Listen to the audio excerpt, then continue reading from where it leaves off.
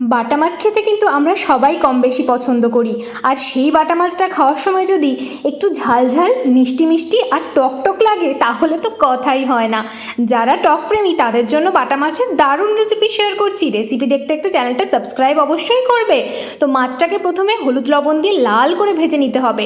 আর ফোড়নে দেব গোটা জিরে, শুকনো লঙ্কা দিয়ে আলুটাকে সরু সরু করে কেটে ভেজে নেব হলুদ আর লবণ দিয়ে।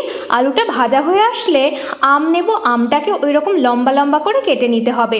তারপর তাতে প্রয়োজনীয় মশলা হলুদ গুঁড়ো, জিরে গুঁড়ো, ধনে গুঁড়ো আর শুকনো লঙ্কা গুঁড়ো দিয়ে ভালো করে কষিয়ে নেব। জল দিয়ে মশলা দিয়ে কষিয়ে নেব ঢাকা দিয়ে।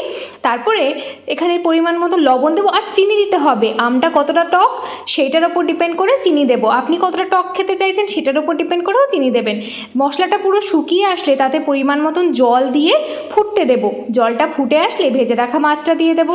ভেজে রাখা মাছটা দিয়ে 2-3 মিনিট ফুটিয়ে নিলেই তৈরি গরমা গরম রুই মাছের ঝাল টক।